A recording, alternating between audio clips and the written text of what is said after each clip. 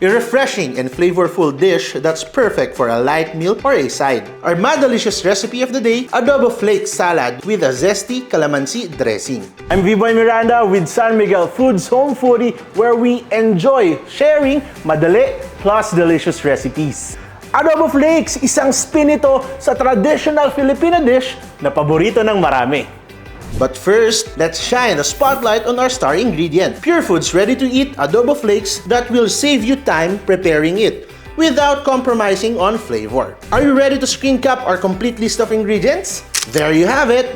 Gawin natin ang ating calamansi dressing. You'll need about 10 pieces of calamansi, or that's about 1 tablespoon of calamansi juice, plus a pinch of cracked black pepper, a tablespoon of sugar, and 3 tablespoons of olive oil.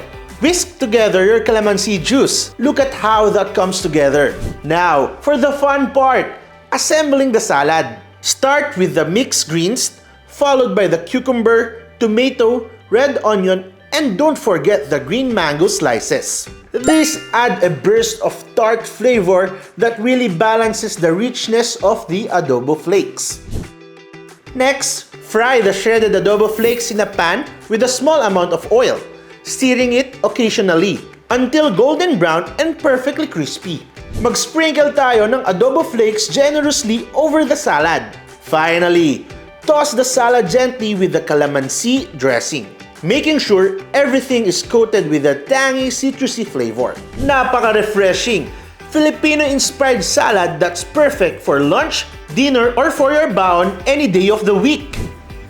Wow! Madaling gawin at delicious, kaya Madalicious!